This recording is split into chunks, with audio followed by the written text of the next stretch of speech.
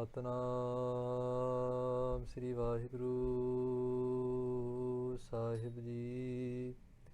ਇੱਕ ਓੰਕਾਰ ਸਤਨਾਮ ਕਰਤਾ ਪੁਰਖ ਨਿਰਭਉ ਨਿਰਵੈਰ ਅਕਾਲ ਮੂਰਤ ਅਜੂਨੀ ਸੈਭੰ ਗੁਰ ਪ੍ਰਸਾਦ ਜਪੁ।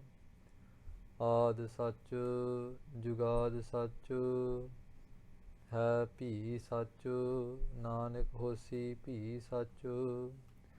ਚੱਕਰ ਚਿਹਨ ਅਰ ਬਰਨ ਜਾਤ ਅਰ ਪਾਤ ਨਹਿੰਜੀਹ ਰੂਪ ਰੰਗ ਅਰ ਰੇਖ ਭੇਖ ਕਉ ਕਹਿ ਨ ਸਕਤ ਕੇਹ। ਅਚਲ ਮੂਰਤ ਅਨਭਉ ਪ੍ਰਕਾਸ਼ ਅਮਿਤੋਜ ਕਹਿਜੈ ਕੋਟ ਇੰਦਰ ਇੰਦਰਾਨ ਸਾਹਿ ਸਹਾਨ ਗਨਿਜੈ। ਤ੍ਰਿਭਵ ਮਹੀਪ ਸੁੰਦਰ ਅਸੁਰ ਨੇਤ ਨੇਤ ਬੰਤਰਿਨ ਕਹਿਤ ਤੁਐ ਸਰਬ ਨਾਮ ਕਥਾ ਕਵਨ ਕਰਮ ਨਾਮ ਬਰਨਤ ਸਮਤ। ਕਿਆ ਹੋ ਕਥੀ ਕਥੇ ਕਥ ਦੇਖਾ ਮੈਂ ਕਥ ਨਾ ਜਾਈ। ਜੋ ਤੁਧ ਭਾਵੈ ਸੋਈ ਆਖਾ ਤਿਲ ਤੇਰੀ ਵਡਿਆਈ। ਨਾ ਹੋ ਜਤੀ ਸਤੀ ਨਹੀਂ ਪੜਿਆ ਮੂਰਖ ਮੁਕਦਾ ਜਨਮ ਪਿਆ। ਪ੍ਰਣਵਤ ਨਾਨਕ ਤਿਨ ਕੀ ਸਰਣਾ ਜਿਨ ਤੂ ਨਾਹੀ ਵੀਸਰਿਆ। ਅਮਿ ਦ੍ਰਿਸ਼ਟ ਸੁਭ ਕਰੈ ਹਰੈ ਗਪਾਪ ਸਕਲ ਮਲ। ਕਾਮ ਕ੍ਰੋਧ ਅਰ ਲੋਭ ਮੋਹ ਵਸ ਕਰੈ ਸਬੈ ਬਲ। ਸਦਾ ਸੁਖ ਮਨ ਵਸੈ ਦੁਖ ਸੰਸਾਰ ਹੈ ਖੋਵੈ। ਗੁਰ ਨਵ ਨਿਧ ਦਰਿਆਓ ਜਨਮ ਹਮ ਕਾਲਖ ਧੋਵੈ। ਸੋ ਕਹੋ ਟਲ ਗੁਰ ਸੇਵੀਐ ਅਹਨਿਸ ਸਹਿਜ ਸਬਾਏ। ਦਰਸ਼ਨ ਪਰਸੈ ਗੁਰੂ ਕੈ ਜਨਮ ਮਰਨ ਦੁਖ ਜਾਏ। ਸੋ ਕਹੋ ਟਲ ਗੁਰ ਸੇਵੀਐ ਅਹਨਿਸ ਸਹਿਜ ਸਬਾਏ। ਦਰਸ਼ਨ ਪਰਸੈ ਗੁਰੂ ਕੈ ਜਨਮ ਮਰਨ ਦੁਖ ਜਾਏ। बसंत की वार महला पंजवा। एक ओंकार सतगुर प्रसाद हर का नाम ध्याए कै हो हरिया पाई। करम लिखन तै पाईऐ एह रुत सुहाई। वन त्रिन त्रिपवन मोलिया अमृत फल पाई। मिल साधु सुख उपजै लथी सब छाई।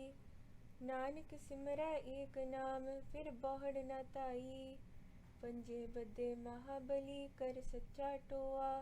अपने चरण जपायन विच दे अखड़ोआ। रोग सोग सब मिट गए नित नवा निरोआ। दिन रैन नाम ध्याए दा फिर पाई न मोआ। जिस ते उपजया नानका सोई फिर होआ। कित हो उपजै कह रहै कह माहि समावै।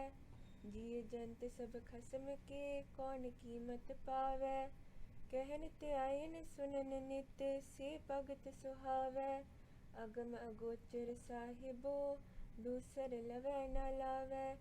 सच पूरै गुर उपदेसिया नानक सुनावै। सच पूरे गुर उपदेसिया नानक सुनावै। ਵਾਹਿਗੁਰੂ ਜੀ ਕਾ ਖਾਲਸਾ ਵਾਹਿਗੁਰੂ ਜੀ ਕੀ ਫਤਿਹ। ਜਿਨ ਕੇ ਭਾਗ ਵੱਡੇ ਹੈ ਭਾਈ ਤਿਨ ਸਾਧੂ ਸੰਗ ਮੁਖ ਜੜੇ। ਮਹਾਰਾਜ ਦੀ ਅਪਾਰ ਕਿਰਪਾ ਹੋਈ ਹੈ ਸਾਧ ਸੰਗਤ ਜੀ, ਜੋ ਅੱਜ ਅੰਮ੍ਰਿਤ ਵੇਲੇ ਦੇ ਵਾਰ ਵਿੱਚ ਨਿਤਨੇਮ ਦੀ ਬਾਣੀਆਂ ਤੋਂ ਉਪਰੰਤ ਗੁਰੂ ਸਾਹਿਬ ਨੇ ਮਹਾਨ ਕਿਰਪਾ ਕੀਤੀ ਹੈ। ਆਪਣੀ ਕਥਾ ਤੇ ਦਰਬਾਰ ਸਾਜੇ ਹਨ ਮਹਾਰਾਜ ਨੇ। ਅੱਜ ਦੇ ਦਰਬਾਰ ਵਿੱਚ ਵਿਸ਼ੇਸ਼ ਕਰਕੇ ਆਪਾਂ ਬਸੰਤ ਕੀ ਵਾਰ ਦੀ ਬਾਣੀ ਦਾ ਵਿਚਾਰ ਸੁਣेंगे। ਬਸੰਤ ਕੀ ਵਾਰ ਇੱਕ ਐਸੀ ਬਾਣੀ ਹੈ ਜੋ ਸਿੱਖ ਸਮਾਜ ਵਿੱਚ ਪੰਥ ਦੇ ਰੋਹਤਾ ਵਿੱਚ ਬਹੁਤ ਮਹੱਤਵ ਰੱਖਦੀ ਹੈ। ਕਈ ਗੁਰਸਿੱਖ ਇਸ ਦਾ ਜਾਪ ਅੰਮ੍ਰਿਤ ਵੇਲੇ ਵਿੱਚ ਹੀ ਕਰਦੇ ਹਨ, ਕਿਉਂਕਿ ਬਸੰਤ ਰਾਗ ਅੰਮ੍ਰਿਤ ਵੇਲੇ ਦਾ ਰਾਗ ਹੈ। ਜਦੋਂ ਬਸੰਤ ਰੁੱਤ ਸ਼ੁਰੂ ਹੁੰਦੀ ਹੈ, ਬਸੰਤ ਰੁੱਤ ਵਿੱਚ ਹੀ ਸਿਰਫ ਆਗਿਆ ਹੈ ਕਿ ਇਸ ਬਾਣੀ ਦਾ ਉਹ ਪਾਠ ਜਾਂ ਕੀਰਤਨ ਆਪਾਂ ਹੋਰ ਸਮਿਆਂ ਵਿੱਚ ਵੀ ਕਰ ਸਕਦੇ ਹਾਂ। ਕੀਰਤਨੀਆਂ ਵਾਸਤੇ ਇਸ ਬਾਣੀ ਦਾ ਗਾਇਨ ਰਾਗ ਵਿੱਚ ਸਿਰਫ ਹੀ ਅੰਮ੍ਰਿਤ ਵੇਲੇ ਹੀ ਕਰ ਸਕਦੇ ਹਾਂ। ਇਹ ਕੀਰਤਨੀਆਂ ਦੀ ਮਰਿਆਦਾ ਹੈ। ਆਮ ਗੁਰਸਿੱਖਾਂ ਇਸ਼ਨਾਨ ਵੇਲੇ ਵੀ ਇਹ ਬਾਣੀ ਪੜ੍ਹਦੇ ਹਨ, ਇਹ ਬਾਣੀ ਦਾ ਜਾਪ ਕਰਦੇ ਹਨ, ਕਿਉਂਕਿ ਬਸੰਤ ਇੱਕ ਐਸਾ ਰੁੱਤ ਹੈ ਜੋ ਦੁਨੀਆ ਨੂੰ ਹਰਿਆਵਲਤਾ ਦਿੰਦਾ ਹੈ। ਤਮਾਮ ਦੁਨੀਆ ਨੂੰ ਹਰਿਆਵਲਤਾ ਦੇਣ ਵਾਲਾ ਇਹ ਰੁੱਤ ਹੈ ਜਿਸ ਦਾ ਨਾਮ ਹੈ ਬਸੰਤ। ਇੰਡੀਆ ਵਿੱਚ 6 ਰੁੱਤ ਆਉਂਦੇ ਹਨ। ਇੱਥੇ ਪੱਛਮੀਆਂ ਦੇਸ਼ਾਂ ਵਿੱਚ 4 ਰੁੱਤ ਹੁੰਦੇ ਆ। ਰੁੱਤ ਬਸੰਤ ਵਿੱਚ 2 ਮਹੀਨੇ ਹੈ, ਚੇਤ ਤੇ ਵਿਸਾਖ। ਚੇਤ ਦੇ ਮਹੀਨੇ ਨਾਲ ਦੇਸੀ ਜੋ ਸੰਬਤ ਅਨੁਸਾਰ ਸਾਲ ਦਾ ਸ਼ੁਰੂਆਤ ਹੁੰਦੀ ਹੈ। ਸਾਲ ਦਾ ਆਰੰਭਤਾ ਚੇਤਨਾ ਹੁੰਦਾ ਹੈ ਤੇ ਉਸੇ ਵੇਲੇ ਹੀ ਜੋ ਸਰਦੀਆਂ ਤੋਂ ਉਪਰੰਤ ਜੋ ਟਹਿਣੀਆਂ, ਦਰਖਤਾਂ, ਹੋਰ ਜਿੰਨੀ ਹੀ ਹਰਿਆਵਲਤਾ ਹੈ ਸੁੱਕੀ ਪੈ ਜਾਂਦੀ ਹੈ। ਉਸ ਵੇਲੇ ਕੁਦਰਤ ਦਾ ਅਸੂਲ ਹੈ ਕਿ ਉਹ ਫਿਰ ਹਰਿਆ ਭਰਿਆ ਹੋ ਜਾਂਦੇ ਆ, ਹਰੇ ਭਰੇ ਫਿਰ ਹੋ ਜਾਂਦੇ ਆ। ਐਸੇ ਹੀ ਤਰੀਕੇ ਨਾਲ ਗੁਰੂ ਸਾਹਿਬ ਇੱਥੇ ਇੱਕ ਆਤਮਾ ਦਾ ਸਰੀਰ, ਆਤਮਾ ਦਾ ਚਰਿੱਤਰ, ਆਤਮਾ ਦਾ ਰੂਪ ਹੀ ਬਣ ਰਿਹਾ ਇਸ ਸ਼ਬਦ ਵਿੱਚ, ਕਿ ਜਿਹੜੀ ਆਤਮਾ ਹੈ ਉਹ ਜਦੋਂ ਆਪਣੇ ਨਿੱਜੀ ਸਰੂਪ ਨਾਲ ਜੁੜਦੀ ਹੈ, ਆਤਮਾ ਜਿੱਥੋਂ ਆਈ ਹੈ ਜੇ ਉਸ ਟਿਕਾਣੇ ਨਾਲ ਜੁੜ ਜਾਏ, ਗੁਰਬਾਣੀ ਰਾਹੀਂ, ਸਾਧ ਸੰਗਤ ਰਾਹੀਂ, ਫਿਰ ਸਾਨੂੰ ਉਸ ਆਤਮਾ ਦਾ ਸੁੱਖ, ਭਾਵ ਕਿ ਪਰਮਾਤਮਾ ਦਾ ਸੁੱਖ ਪ੍ਰਤੀਤ ਹੁੰਦਾ ਹੈ। ਆਓ ਸਾਧ ਸੰਗਤ ਜੀ, ਮਨ ਬਿਰਤੀਆ ਇਕਾਗਰ ਕਰੀਏ, ਗੁਰੂ ਸਾਹਿਬ ਦੇ ਚਰਨ ਕਮਲ ਮਨ ਵਿੱਚ ਰੱਖੀਏ ਤੇ ਬੋਲਣਾ ਕਰੋ ਜੀ, ਸਤਨਾਮ ਸ੍ਰੀ ਵਾਹਿਗੁਰੂ ਸਾਹਿਬ ਜੀ, ਸਤਨਾਮ ਸ੍ਰੀ ਵਾਹਿਗੁਰੂ ਸਾਹਿਬ ਜੀ। ਜੀ ਬਸੰਤ ਕੀ ਵਾਰ। ਇਹ ਬਸੰਤੀ ਵਾਰ ਹੈ। ਵਾਰ ਇੱਕ ਇਕੱਠ ਹੈ ਪੌੜੀਆਂ ਦਾ। ਵਾਰ ਇਜ਼ ਇੱਕ ਗੈਦਰਿੰਗ ਆਫ ਪੌੜੀਆਂ। ਅਸਲ ਵਿੱਚ ਵਾਰ ਪੌੜੀਆਂ ਨੂੰ ਹੀ ਕਹਿੰਦੇ ਆ। ਜਿਵੇਂ ਆਸਾ ਕੀ ਵਾਰ ਵਿੱਚ ਸਿਰਲੇਖ ਵਿੱਚ ਗੁਰੂ ਸਾਹਿਬ ਨੇ ਕਿਹਾ ਵਾਰ ਸਲੋਕਾ ਨਾਲ, ਕਿ ਇਹ ਇੱਕ ਵਾਰ ਹੈ, ਇਹਦੇ ਨਾਲ ਆਪਾਂ ਸਲੋਕ ਨਾਲ ਰੱਖੀਏ। ਵਾਰ ਮੀਨਸ ਪੌੜੀਆਂ, ਕਲੈਕਸ਼ਨ ਆਫ ਪੌੜੀਆਂ। ਗੁਰੂ ਸਾਹਿਬ ਨੇ ਕਿਹਾ ਵਾਰ ਸਲੋਕਾ ਨਾਲ, ਇਹਦੇ ਮਤਲਬ ਇਹ ਪੌੜੀਆਂ ਸਲੋਕਾਂ ਨਾਲ ਆਏਗੀਆਂ।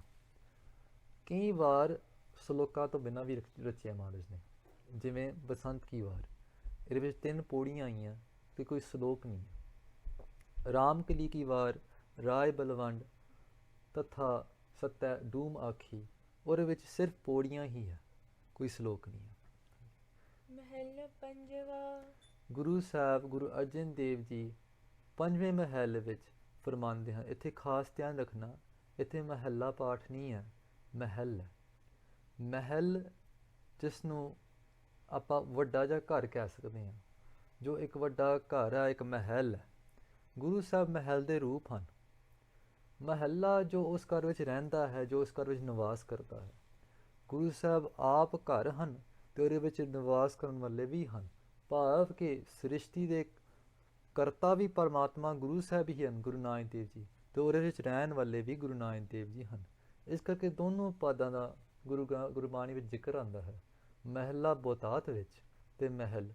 ਬੜੇ ਇੱਥੇ ਹੀ ਇੱਕ ਅਸਥਾਨ ਆ ਜੋ ਪ੍ਰਚਲਿਤ ਮਹਿਲ ਦਾ ਸਾਨੂੰ ਰੂਪ ਦਿਸਦਾ ਹੈ। ਇੱਕ ਓੰਕਾਰ ਸਤਿਗੁਰ ਪ੍ਰਸਾਦ। ਇੱਕ ਅਦਵੈਤ ਪਰਮਾਤਮਾ ਨਿਰੰਕਾਰ ਸਰੂਪ, ਜੋ ਓੰਕਾਰ ਦੀ ਧੁਨੀ ਰਾਹੀਂ ਮਾਇਆ ਸਬਲ ਈਸ਼ਵਰ ਹੋ ਕੇ ਇਸ ਸੰਸਾਰ ਵਿੱਚ ਵਿਆਪਰੇ ਹਨ, ਉਹ ਪਰਮਾਤਮਾ ਸਤਿਗੁਰੂ ਦੇ ਪ੍ਰਸਾਦ, ਸਤਿਗੁਰੂ ਜੀ ਦੀ ਕਿਰਪਾ ਨਾਲ ਪ੍ਰਾਪਤੀ ਉਹਨਾਂ ਦੀ ਹੋ ਸਕਦੀ ਹੈ। हर का नाम ਧਿਆਏ ਕੈ। ਵਾਰ ਸ਼ੁਰੂ ਕਰਦੇ ਹਨ ਗੁਰੂ ਅਰਜਨ ਦੇਵ ਜੀ ਮਹਾਰਾਜ ਤੇ ਕਹਿੰਦੇ ਹਰ ਕਾ ਨਾਮ ਧਿਆਏ ਕੈ। Guru Sahib started this var by talking about the upma of Naam. Guru Sahib started this var by talking about the beauty of Naam. ਕੱਲ੍ਹ ਹੀ ਗੁਰੂ ਸਿੱਖ ਜ਼ਿਕਰ ਕਰਦੇ ਸੀ ਕਿ ਨਾਮ ਦੀ ਮਹਿਮਾ ਆਪਾਂ ਸੁਣਨਾ ਚਾਹੁੰਦੇ ਹਾਂ। ਗੁਰੂ ਸਾਹਿਬ ਨੇ ਅੱਜ ਬੜੀ ਬੇਅੰਤ ਕਿਰਪਾ ਕੀਤੀ ਹੈ ਕਿ ਬਸੰਤ ਕੀ ਵਾਰ ਦੀ ਬਾਣੀ ਰਾਹੀਂ ਆਪਾਂ ਨਾਮ ਦੀ ਮਹਿਮਾ ਸੁਣੀਏ ਕਿ ਨਾਮ ਦੀ ਜੋ ਸ੍ਰੇਸ਼ਟਤਾ ਹੈ ਇਹ ਸਭ ਤੋਂ ਉੱਤਮ ਹੈ।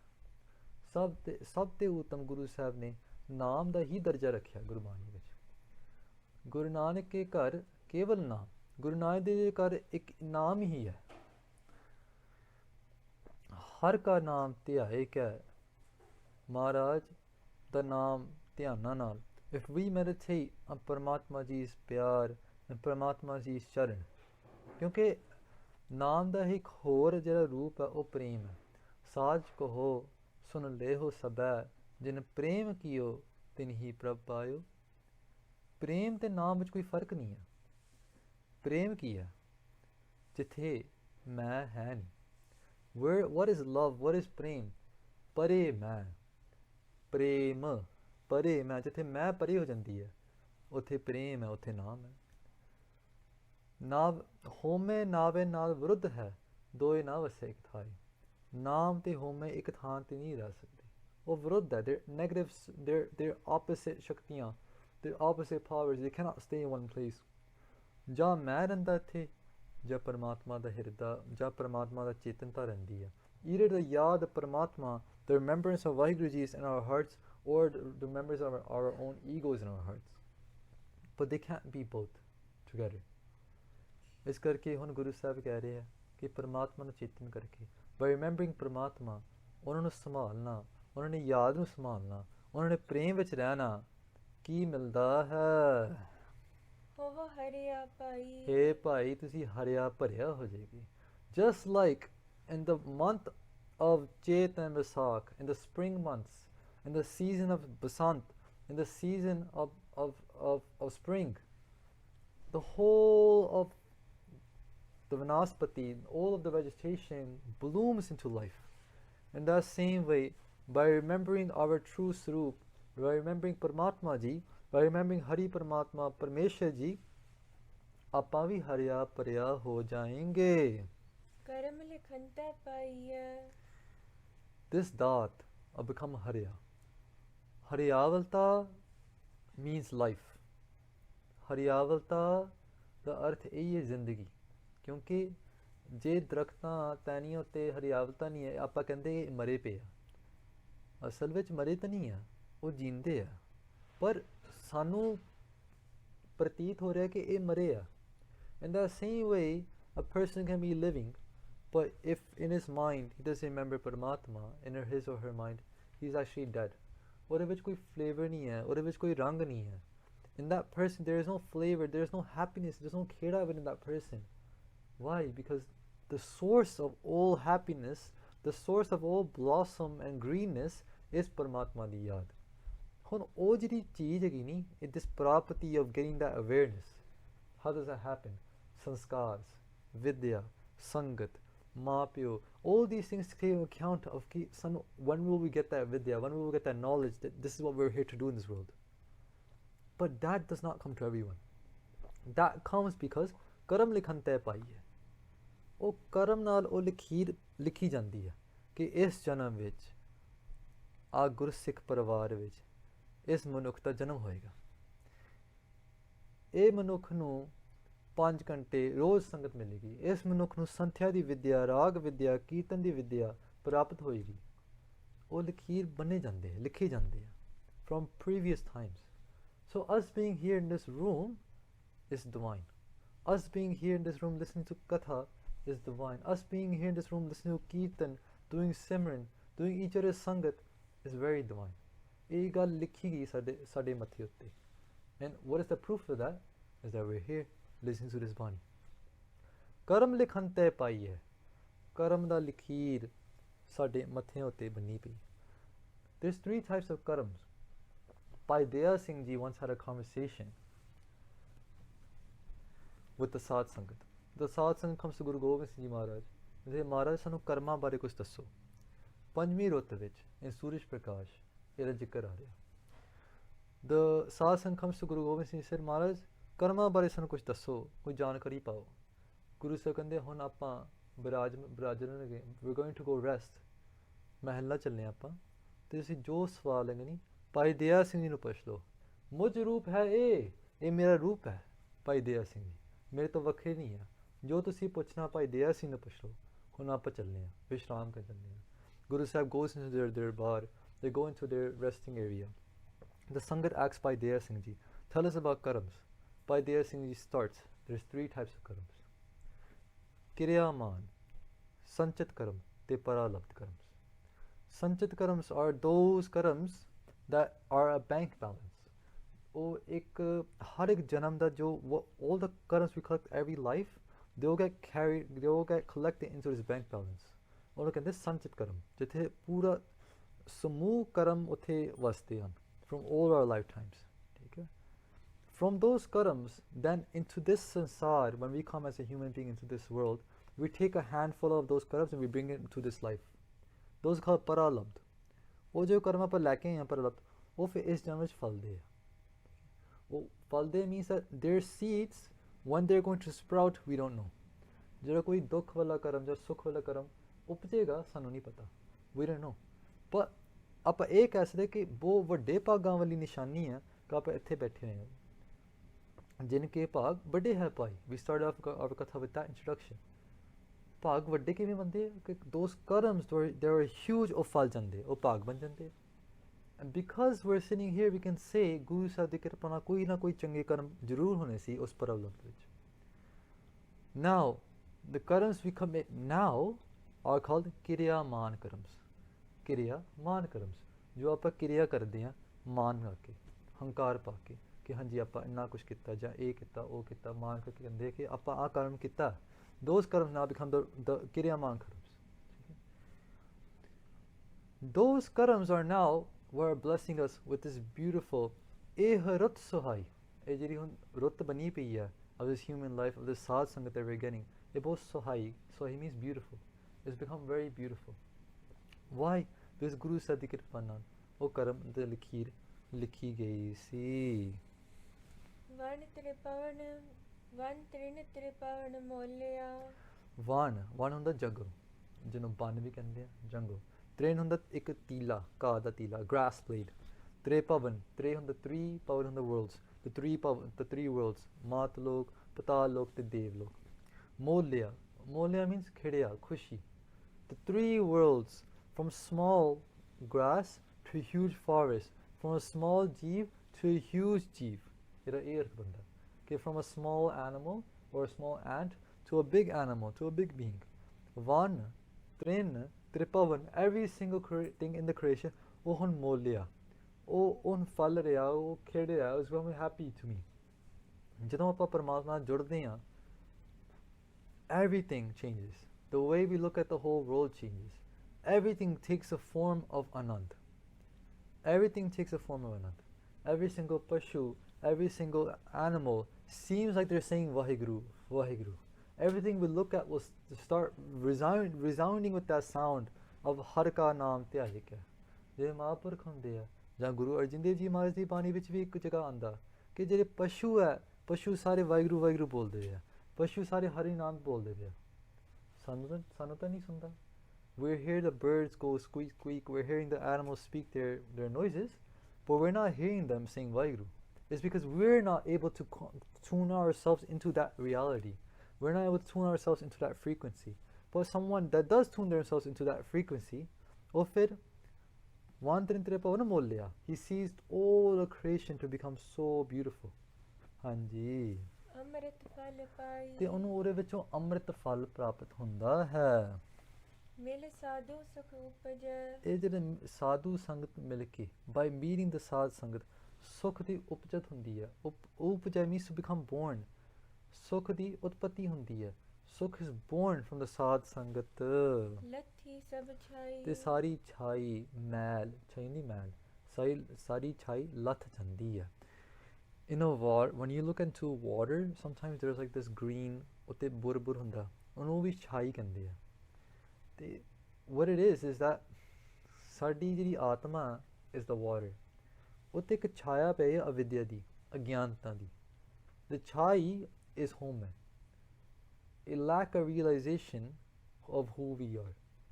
Because of the lack of realization of who we are, that thin layer of algae, of chai, is preventing us to get the amrit phal. Is preventing us from take in the beauty of the atma. But ਮਿਲ ਸਾਧੂ ਸੁਖ ਉਪਜੈ, ਜੇ ਆਪਾਂ ਸਾਧ ਸੰਗਤ ਵਿੱਚ ਆ ਜਾਂਦੇ ਹਾਂ, ਹਰੀ ਪਰਮਾਤਮਾ ਦਾ ਧਿਆਨ ਕਰਦੇ ਹਾਂ, ਫਿਰ ਸੁੱਖਾਂ ਦੀ ਉਤਪਤੀ ਹੁੰਦੀ ਹੈ, ਫਿਰ ਉਹ ਆਤਮਾ ਦਾ ਸੁੱਖ, ਉਹਦੀ ਪ੍ਰਾਪਤੀ ਹੋ ਜਾਂਦੀ ਹੈ। ਨਾਨਕ ਸਿਮਰੈ ਏਕ ਨਾਮ, ਗੁਰੂ ਨਾਨਕ ਦੇਵ ਜੀ ਦਾ ਉਪਦੇਸ਼ ਹੈ ਕਿ ਇੱਕ ਨਾਮ ਹਰੀ ਪਰਮਾਤਮਾ ਦਾ ਨਾਮ ਸਿਮਰਨ ਕਰਕੇ ਫਿਰ ਬੋਹੜ ਨ ਧਾਈ, ਫਿਰ ਬੋਰ ਧਾਣਾ ਨਹੀਂ ਪੈਂਦਾ। ਤਾਂ ਧਾਈ ਮੀਨਿੰਗ ਕਿਤੇ ਜਾਣਾ, ਭਟਕਣਾ, to move around. When we do simran of that ਪਰਮਾਤਮਾ ਜੀ ਦਾ ਨਾਮ, when we focus on ਪਰਮਾਤਮਾ ਜੀ, ਵਾਹਿਗੁਰੂ ਜੀ, ਹਰੀ ਪਰਮਾਤਮਾ, ਫਿਰ ਸਾਨੂੰ ਇਸ ਜੂਨਾਂ ਵਿੱਚ ਭਟਕਣਾ ਨਹੀਂ ਪੈਂਦਾ, ਬਾਰ-ਬਾਰ ਆਉਣਾ ਜਾਣਾ ਨਹੀਂ ਪੈਂਦਾ। ਕਿਉਂਕਿ ਦੁਨੀਆ ਹੈ, ਦੁਨੀਆ ਦੋ ਨਿਯਮ, ਦੁਨੀਆ ਜਿਹਦੇ ਵਿੱਚ ਦੋ ਨਿਯਮ ਹੁੰਦੇ ਆ। ਨਿਯਮ ਮੀਨਸ ਰੂਲਸ। ਦੋ ਨਿਯਮ ਕੀ ਹੈ? ਆਉਣਾ ਤੇ ਜਾਣਾ। ਇਸ ਸਰੀਰ ਦਾ ਮਰਿਆਦਾ ਕੀ ਹੈ? ਇਸ ਸਰੀਰ ਦਾ ਵਕਾਰ ਕੀ ਹੈ? ਤੇ ਜੇ ਉਹ ਆਇਆ ਆ, ਉਹਨੇ ਫਿਰ ਜਾਣਾ ਵੀ ਹੈ। ਜੇ ਉਹ ਆ ਗਿਆ, ਉਹਨੇ ਫਿਰ ਜਾਣਾ ਵੀ ਹੈ। ਇਹ ਸੱਚ ਹੈ ਸਰੀਰ ਦਾ ਜੀ। ਪ੍ਰਾਣ ਦਾ ਕੀ ਵਿਕਾਰ ਹੈ? ਕਿ ਭੁੱਖ ਤੇ ਪਿਆਸ। ਮਨ ਦਾ ਕੀ ਵਿਕਾਰ ਹੈ? ਦੁੱਖ ਤੇ ਸੁੱਖ। ਹਾਂਜੀ, ਗੁਰੂ ਸਾਹਿਬ ਕਹਿ ਰਹੇ ਕਿ ਨਾਨਕ ਸਿਮਰੇ ਏਕ ਨਾਮ, ਫਿਰ ਬੋਹਰ ਨਾ ਧਾਈ। ਫਿਰ ਧਾਣਾ ਨਹੀਂ ਪੈਂਦਾ ਸੁੱਖਾਂ ਦੁੱਖਾਂ ਵਿੱਚ, ਜਨਮਾਂ ਮਰਨਾਂ ਵਿੱਚ ਧਾਣਾ ਨਹੀਂ ਪੈਂਦਾ। You won't have to come back and forth into these lives. ਪੰਜੇ ਬੱਧੇ ਮਹਾਬਲੀ। ਹੁਣ ਗੁਰੂ ਸਾਹਿਬ ਦੂਜੀ ਪੌੜੀ ਦਾ ਆਰੰਭਤਾ ਕਰਦੇ ਆ, ਕਹਿੰਦੇ ਪੰਜੇ ਬੱਧੇ ਮਹਾਬਲੀ, ਬੜੇ ਮਹਾਨ ਬਲੀ ਪੰਜ ਦੂਤ ਹੈਗੇ ਆ। ਵਕਾਰ, ਕਾਮ, ਕ੍ਰੋਧ, ਲੋਭ, ਮੋਹ, ਹੰਕਾਰ, ਇਹ ਜਿਹੜੇ ਪੰਜ ਨਹੀਂ, ਬੜੇ ਮਹਾਬਲੀ ਹੈ। They're very strong. ਹਾਂਜੀ, they're so strong that ਜੱਪੀ ਤੱਪੀਆਂ ਨੂੰ ਵੀ ਢਾਹ ਲੈਂਦੇ ਆ। ਕੋਈ ਬੱਚਾ ਨਹੀਂ ਉਹਨਾਂ ਚੋਂ। ਹਾਂਜੀ, ਕੱਲ੍ਹ ਆਪਾਂ ਗੱਲ ਕੀਤੀ ਸੀ ਅਜਾਮਲ ਦੀ। ਅਜਾਮਲ ਕੋਈ ਛੋਟਾ ਬੰਦਾ ਨਹੀਂ ਸੀ। He was a ਪਾਠੀ himself. He had a lot of vidya in him. But because of one small act of calm, ਡੁੱਬ ਗਿਆ ਸੀ ਉਸ ਵੇਲੇ। ਪਰ ਗੁਰੂ ਸਾਹਿਬ ਨੇ ਕਿਰਪਾ ਕੀਤੀ। The same way ਹੋਰ ਵੀ ਕਈ ਹੋਏ ਆ ਜੋ ਕੋਈ ਛੋਟੇ ਮੋਟੇ ਹਸਤੀਆਂ ਨਹੀਂ ਸੀ, ਪਰ ਕਈ ਹੰਕਾਰ ਦੇ। ਹੁਣ ਦੇਖੋ ਰਾਵਣ, ਕਹਿੰਦੇ ਰਾਵਣ 4 ਵੇਦਾਂ ਦਾ ਪਾਠੀ ਸੀ। ਉਹ 4 ਵੇਦ ਉਹਨੂੰ ਕੰਠ ਸੀ। ਇਮੈਜਿਨ ਕਿ ਕੋਈ ਗੁਰੂ ਸਾਹਿਬ ਗੁਰਬਾਣੀ ਨੂੰ ਕੰਠ ਕਰ ਲੇ। ਆਪਾਂ ਇਹ ਕਹਾਂਗੇ ਕਿ ਬੜਾ ਮਹਾਨ ਗੁਰੂ ਸਿੱਖ ਹੈ। Ravan was not a small person, he was a ਵਿਦਵਾਨ, ਪਰ ਉਹਨੂੰ ਵੀ ਹੰਕਾਰ ਦਾ ਦੋਸ਼ ਲੱਗ ਗਿਆ। ਹਾਂਜੀ, ਇਸ ਕਰਕੇ ਪੰਜੇ ਬੱਧੇ ਮਹਾਬਲੀ, ਇਹ ਬਹੁਤ ਮਹਾਬਲੀ ਹੈ। ਸੋ ਹੁਣ ਗੁਰੂ ਸਾਹਿਬ ਆਪਾਂ ਹੁਣ ਕੀ ਕਰੀਏ ਤੋਂ ਬਚਣ ਲਈ? ਕਰ ਸੱਚਾ ਟੋਆ, ਸੱਚਾ ਦਾ ਢੋਆ ਚੱਕੋ। Take the ਆਸਰਾ, take the support of the ਸੱਚਾ ਪ੍ਰਭੂ ਗੁਰੂ ਗ੍ਰੰਥ ਸਾਹਿਬ ਜੀ ਮਹਾਰਾਜ। ਆਪਣੇ ਚਰਨ ਜਪਾਇਨ, ਮਹਾਰਾਜ ਦੀ ਕਿਰਪਾ ਨਾਲ when we take their ਆਸਰਾ, ਫਿਰ ਉਹ ਆਪਣੇ ਚਰਨ ਜਪਾਇਨ, ਉਹ ਆਪ ਜਪਾਉਂਦੇ ਆ ਉਹਨਾਂ ਦਾ ਨਾਮ ਵਿੱਚ ਦੇ ਖੜੋਆ। ਫਿਰ ਉਹ ਆਪ ਦਿਆਲੂ, ਦਿਓ ਮੀਨਸ ਦਿਆਲੂ, ਦਿਆਲੂ ਪ੍ਰਭੂ, ਫਿਰ ਉਹ ਆਪ ਖੜੋਆ ਮੀਨ ਉਹ ਸਥਿਤ ਹੋ ਜਾਂਦੇ ਆ। their ਯਾਦ becomes ਸਥਿਤ, becomes stable within our hearts। ਹਾਂਜੀ, ਰੋਗ ਸੋਗ ਸਭ ਮਿਟ ਗਈ, ਰੋਗ ਸੋਗ ਸਭ ਕੁਝ ਮਿਟ ਜਾਂਦਾ ਹੈ। ਨਿਤ ਨਵਾ ਨਰੋਆ। ਰੋਗ ਹੁੰਦੇ ਸਰੀਰ ਨੂੰ ਲੱਗਣ ਵਾਲੇ ਬਿਮਾਰੀਆਂ, ਸੋਗ ਹੁੰਦੇ ਮਨ ਨੂੰ ਲੱਗਣ ਵਾਲੇ ਬਿਮਾਰੀਆਂ। ਉਹ ਨਿਤ ਨਵਾ ਨਿਰੋਆ, ਨਿਰੋਆ ਦਾ ਬੇਰੋਗ ਹੋਣਾ, to become fully without any diseases। ਨਿਤ ਨਵਾ ਨਿਰੋਆ, ਨਿਤ means every day, always, ਹਮੇਸ਼ਾ ਹੀ ਉਹ ਜੋ ਪਰਮਾਤਮਾ ਦਾ ਨਾਮ ਧਿਆਨਾ ਕਰਦਾ ਹੈ, ਉਹ ਹਮੇਸ਼ਾ ਹੀ he becomes disease free, ਉਹਨੂੰ ਕੋਈ ਰੋਗ ਨਹੀਂ ਲੱਗ ਸਕਦਾ ਹੈ।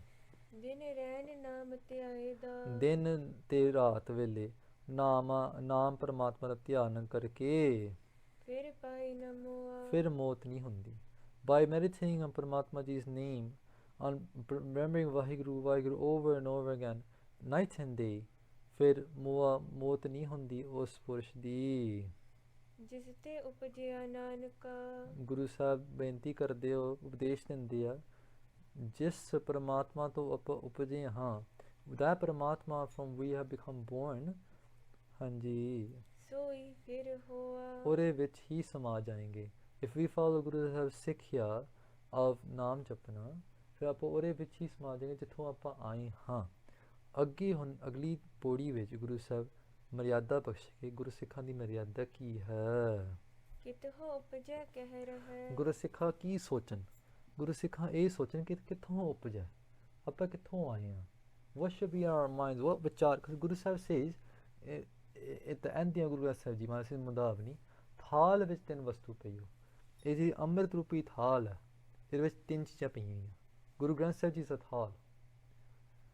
ਥਾਲ ਵਿੱਚ ਤਿੰਨ ਵਸਤੂ ਪਈ ਹੋ, ਸਤ, ਸੰਤੋਖ ਤੇ ਵਿਚਾਰ। ਵਿਚਾਰ ਕੀ ਹੈ? ਵਿਚਾਰ is what our mind is always thinking of. We have to channel those thoughts and make it towards what Guru Sahib wants us to be. Our mind is going to think, it's going to think regardless. We have no control of that, it's going to think. Guru Sahib say, replace those thoughts with the vichar of Gurbani. Guru Sahib is giving us a vichar here. Kitho upajai? Where have we come from? Kya hai raha hai? Where are we staying? Where has this soul come from?